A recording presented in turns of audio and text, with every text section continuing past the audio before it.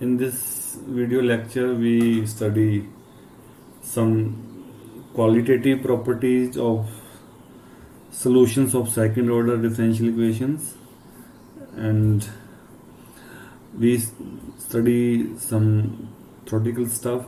So I'm starting with oscillations and Sturm separation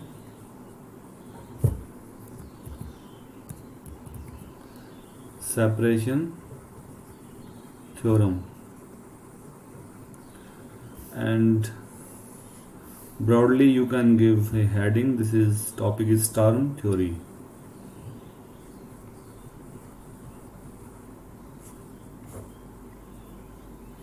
Gives by Jacques Sturm around in 1803 to 1855. So we consider a second order differential equation y double prime plus v prime plus qy equal to 0. So if p and q are constant, so it's easy to solve those equations. But if p and q are variables, so it is very difficult to find analytical solution. And of course, those problem arises in many area of applications. So we will study some fundamental results by Sturm. So first result is Sturm separation theorem. So sometimes it is very difficult to find solution explicitly, but we can talk about equations, its solutions, how they will behave. So first theorem is, let y1 and y2 be two solutions of equation y double prime plus py prime plus qy equal to 0, and two solutions, and they are, you can say, they are linearly, so let y1, two solutions which are linearly independent. So they are linearly independent solutions.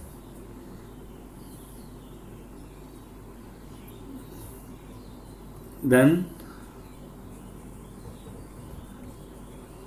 the zeros of y1 and y2 are distinct and occur alternatively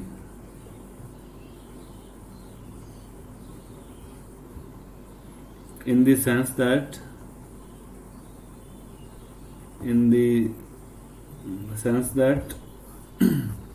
y1 vanishes precisely once between y1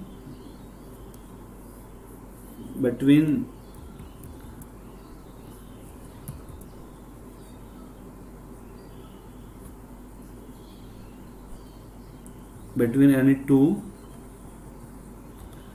successive zeros of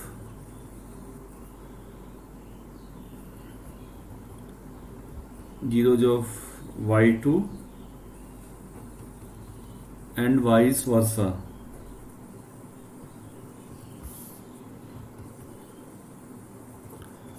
So y1 and y2 are two solutions of given equation,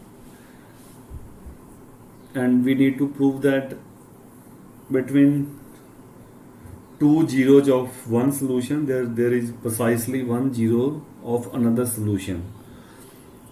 So without solving, we can tell about zeros of solutions from the property of equations. So let y1 and y2 are two linearly independent solutions of given equation.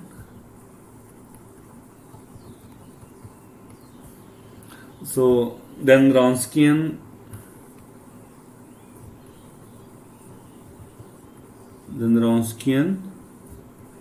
of y1 y2 is w y1 y2. So this is determinant. Okay, so y1, you can write y1 x if you want. So y1 y2 dash minus y2 y1 dash. So solutions are linearly independent, so this is never vanishes. So since it is non-zero and it is real valued, so since it is real valued,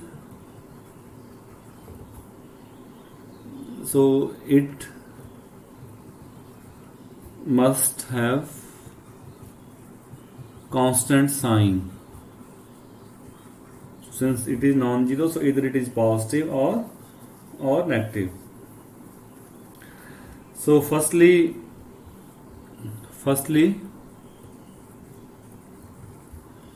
we observe that y1 and y2 cannot have a common root or zero. So if they did, then so let us say x0 is common 0. So then by definition of Wronskian, so calculate at that root x0. So which is, so y1 at x0, so y2 dash minus y2 at x0 and y1 prime 0. So this will be 0. So this is 0. So this is 0. So they have a common root. So Wronskian will be 0. So which is impossible.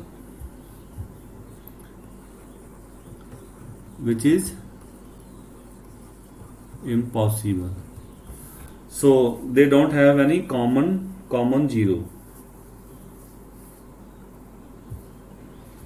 So let A and B be successive zeros of one solution. So say y2. Okay, so we will prove that.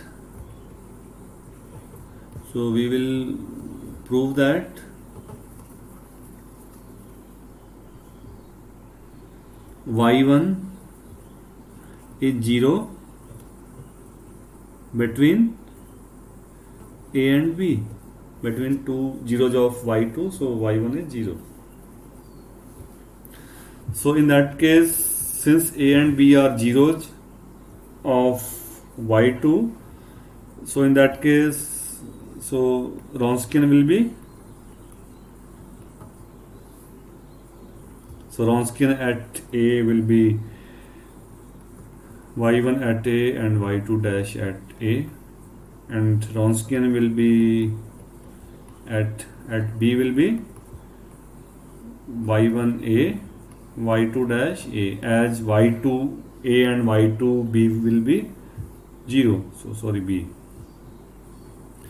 So in that case, Wronskian is just, so you can write just, this is just y1 x and y2 dash x.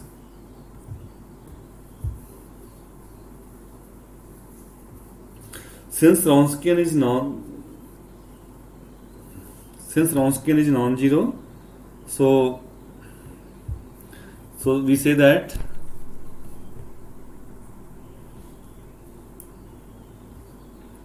so therefore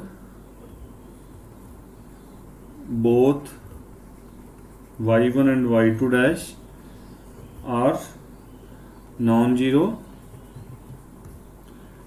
at A and B. And also y2 dash A and y2 dash B must have opposite signs. Must have opposite signs as if y2 is increasing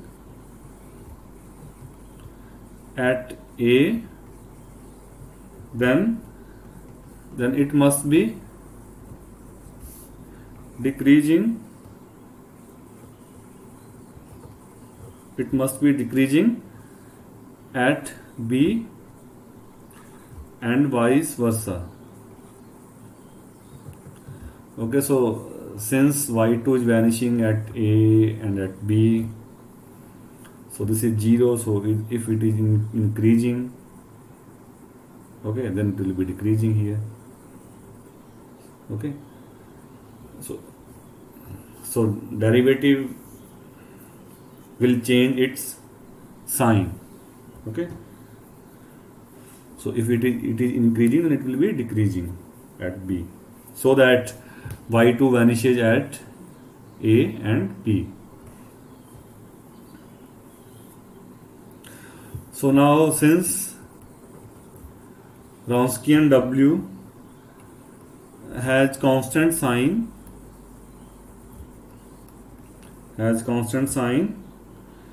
so therefore we conclude that so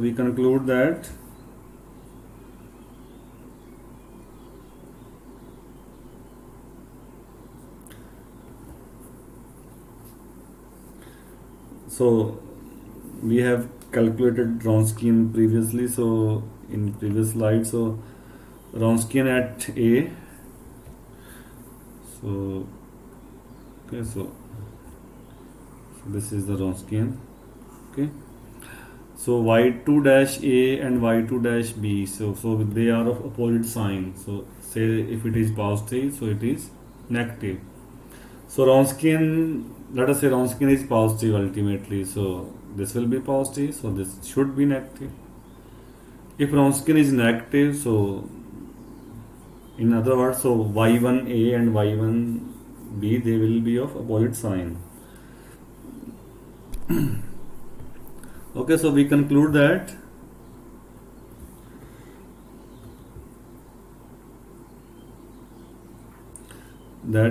they have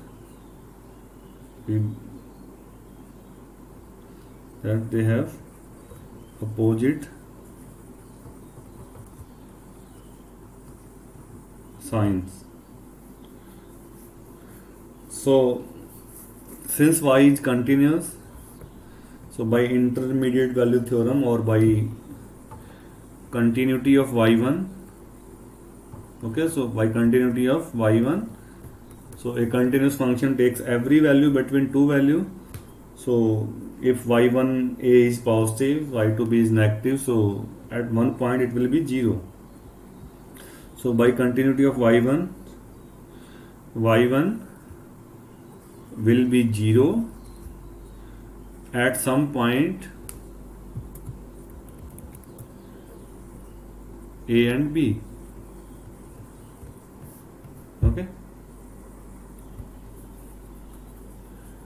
and also we observe that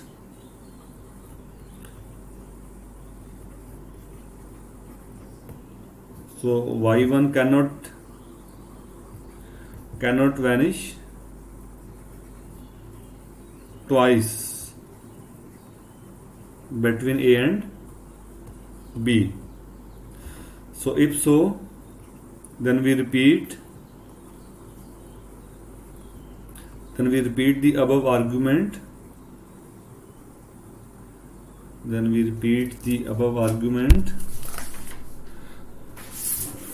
With the roles of y1, y2, y1 and y2 reversed.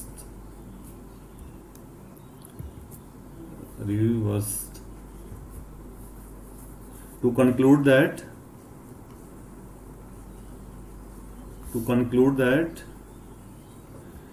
y2 has another 0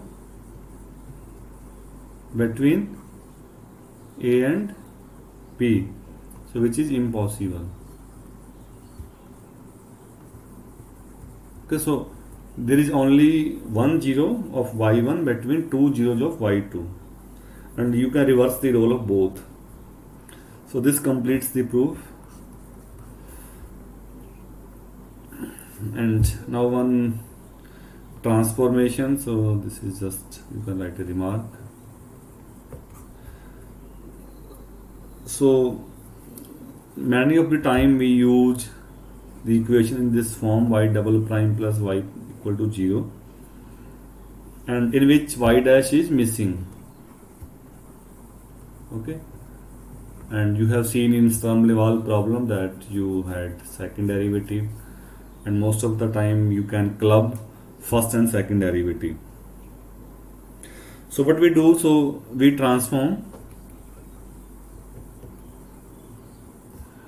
a second order equation, which is y double prime plus p y dash plus qy into above form, in which y dash is missing, first derivative is missing. Okay, so how we do that? So we substitute y equal to u v, then y dash will be u v dash plus v u dash, and y double prime will be u v double prime plus u prime v prime plus u double prime v. Okay, so plug in the value in given equation. So y double prime plus p y prime plus q, so that will be reduces to,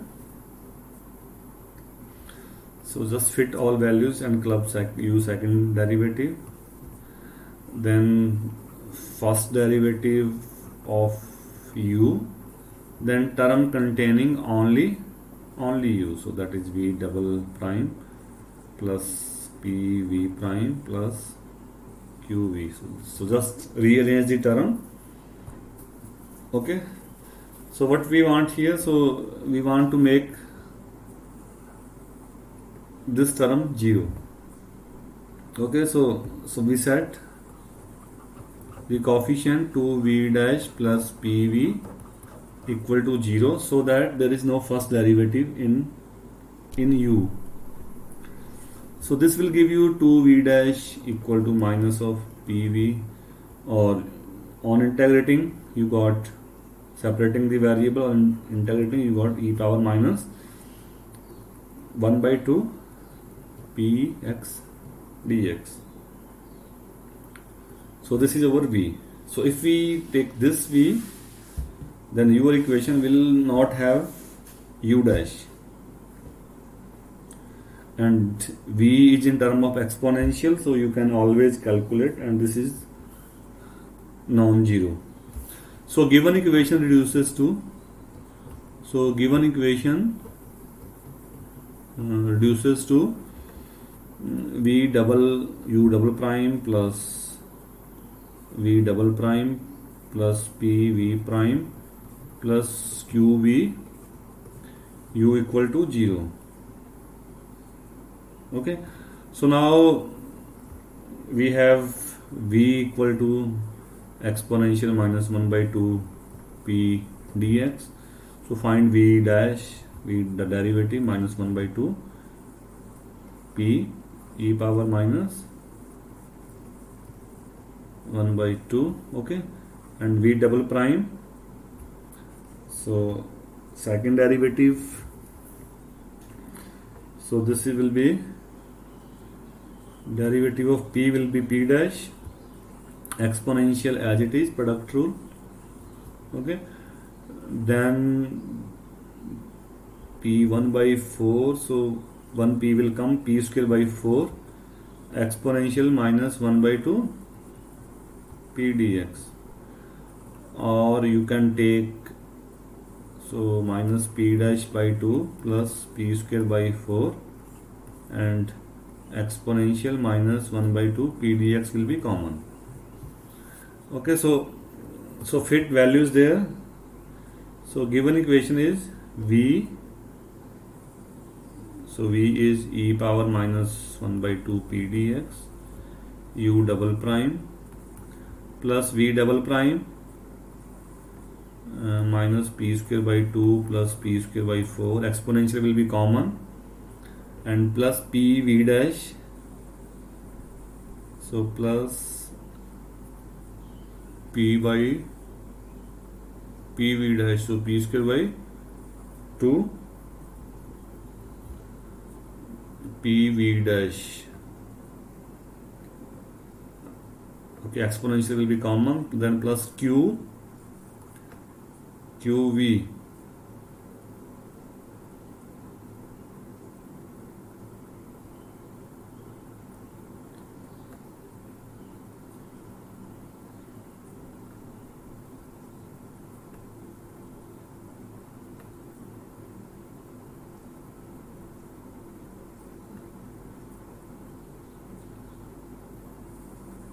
q v, and v is common, so p dx equal to 0. Okay, so just rearrange the terms. So p square by 4, so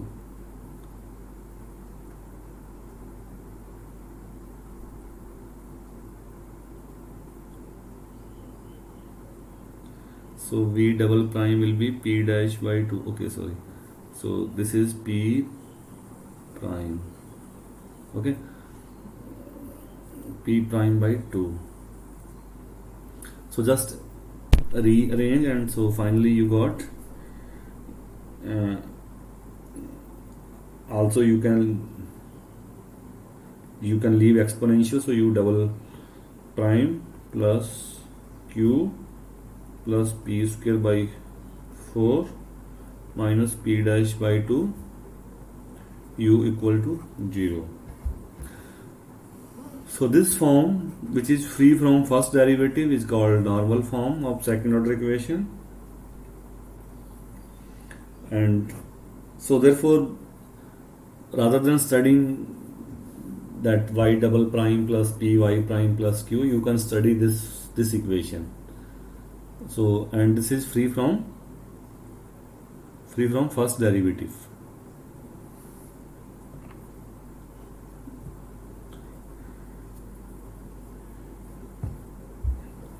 So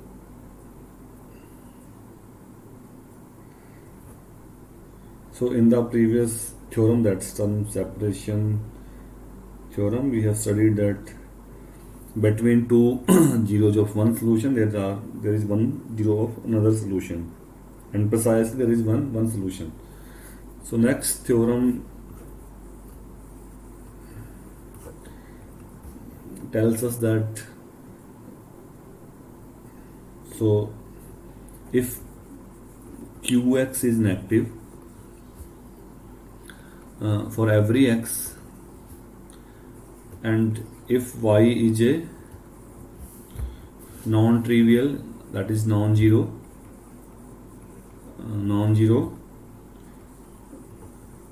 solution of y double prime plus qy equal to 0, so then prove that y has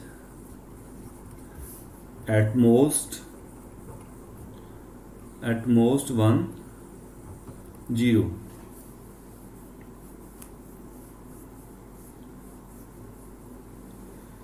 Okay, so now this condition then guarantees that there are no oscillation.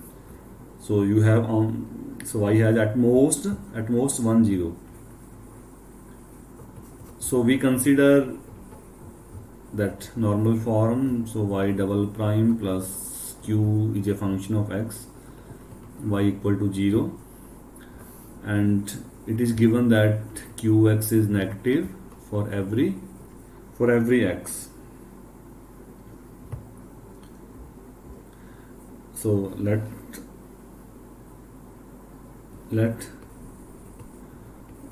y be a non-zero or non-trivial solution of this equation.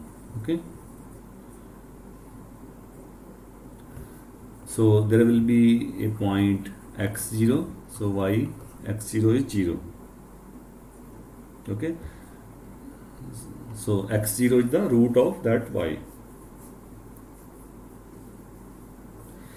So y x0 0, so thus it cannot be that y dash x0 is also 0. So this means that if y is 0, derivative is also 0, so this implies that y is 0 for every x, but y is a non-zero solution, so this is not the case. Okay, so therefore thus we let that y derivative is non-zero, so let us take y derivative is positive, and you can also take y derivative negative. Y derivative negative can be handled similarly. Okay, can be handled similarly. So I am assuming that first derivative is positive at x0. So then so derivative is positive. So then right side of x0. So y is positive,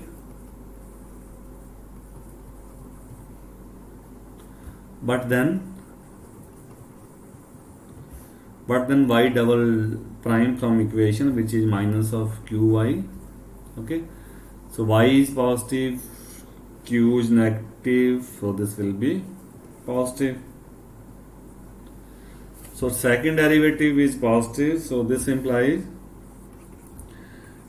y derivative is increasing.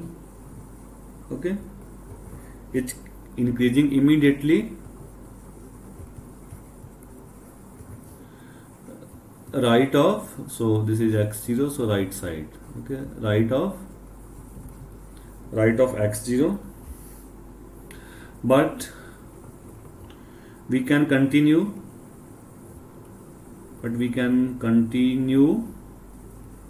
to apply this argument, this reasoning and extend arbitrarily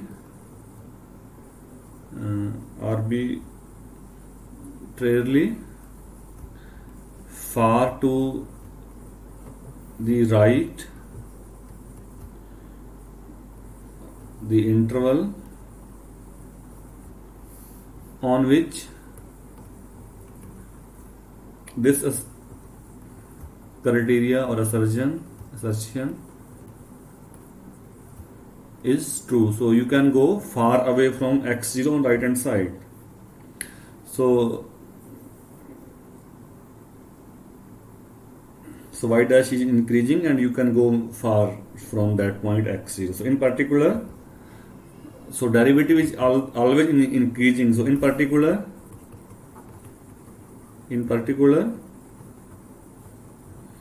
y at x0 will never vanish. So there will be no point. So y can never vanish to the right of x0. So or you can write precisely. So y can never vanish right to x0.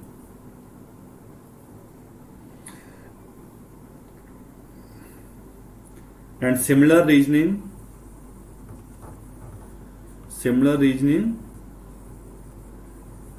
can be given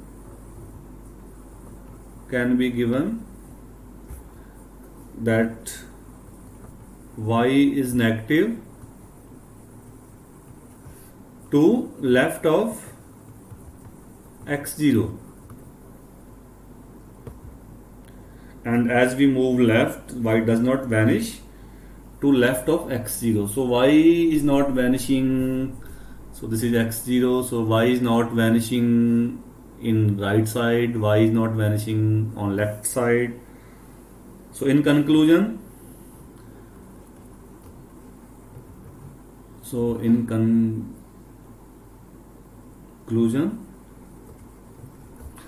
so either y does not vanish at all, or else if it vanishes or takes zero value at one point, then it cannot vanish. So it cannot vanish nowhere else. So this means that if you have a non-zero or non-identically zero solution of given equation, then y has at most one root or one zero, so that we need to prove. Hence the proof.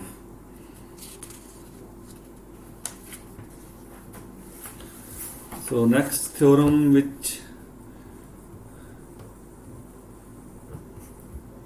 tells us that solution may have infinitely many zeros on positive x-axis. So statement is that let y be any non-trivial solution of y double prime plus qy equal to 0. Also assume that qx is positive for all x is positive, and if integral 1 to infinity qx dx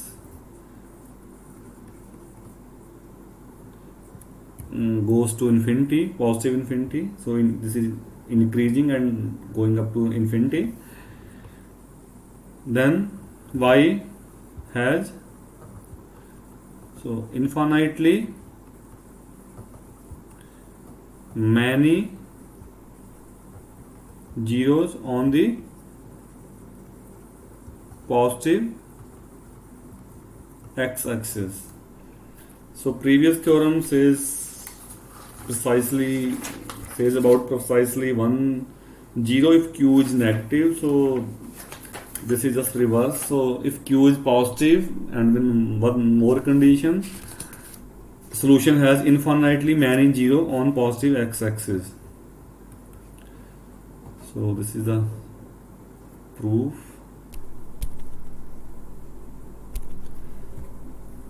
So what we have, so we have let y be a non-zero solution of given equation, okay, and also it is given that let qx is positive for every x positive, okay. So on the contrary, let us suppose y vanishes only finitely many times, okay. So on the contrary of infinitely, I am saying finitely many times on positive x-axis, okay. So therefore there is a point alpha greater than 1 on positive side, so that yx is non-zero for all x greater than alpha. So since zeros are finitely only, so you have you have a point alpha which is greater than 1, so yx is non-zero for all x greater than alpha. You may have some point alpha somewhere, since this is finite zero case. And since y is of one sign, okay, one sign on alpha to infinity, if y changes its sign, so you have zeros, so y will be 0 if y changes its sign, positive to negative or negative to positive. Since we don't have any root, so y is of one sign, so we may assume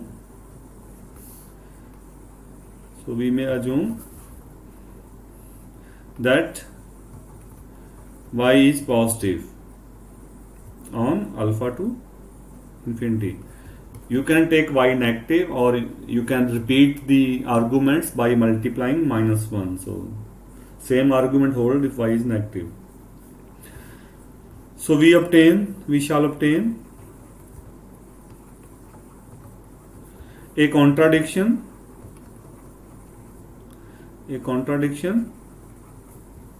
by showing that in fact y is negative at some point, okay, some point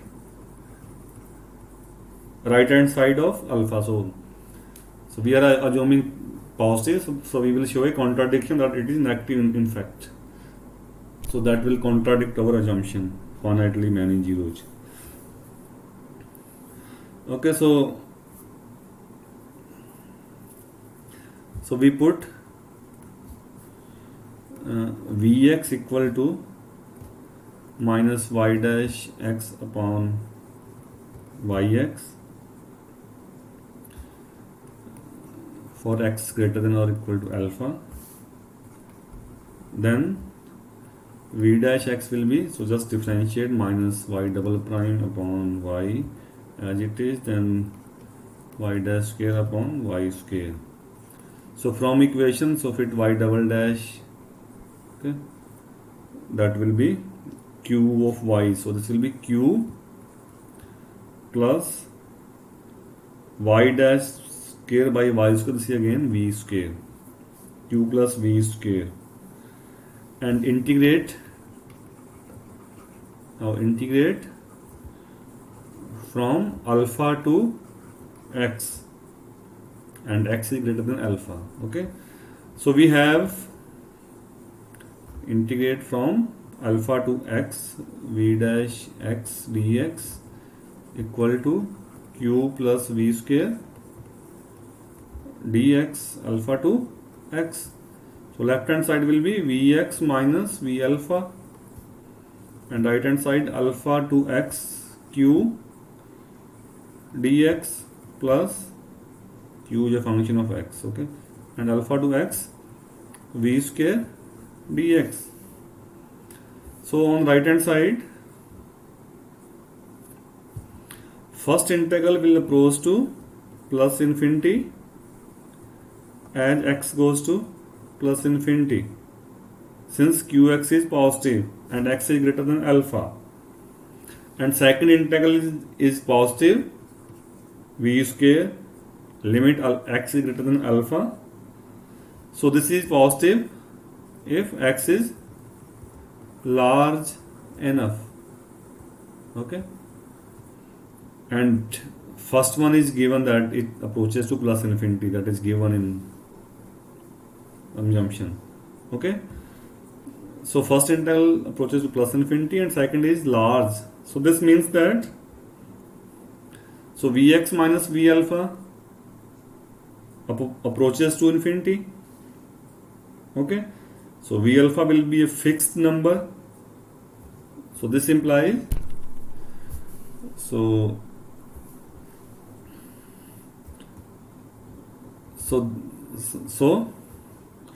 Vx is positive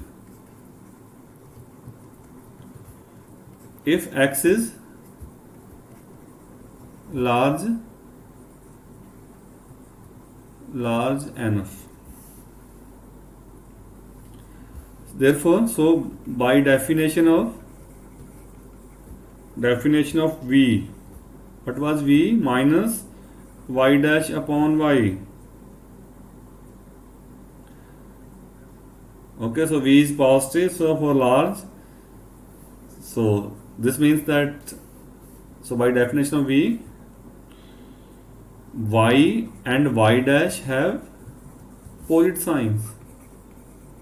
Okay, that's why v will be positive. So will be of opposite signs if x is sufficiently large and positive. Okay, so now y is positive, so this implies y dash is negative. Okay, so what was our assumption? So y dash cannot be negative, y dash is negative, but so what is y double prime? So y double prime is minus of qy. So q is positive, y is positive, so second derivative is negative.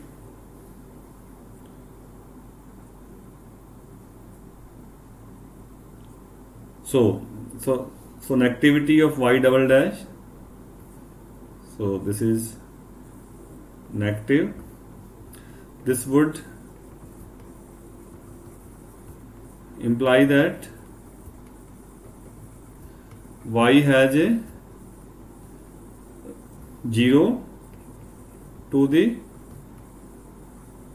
right of alpha.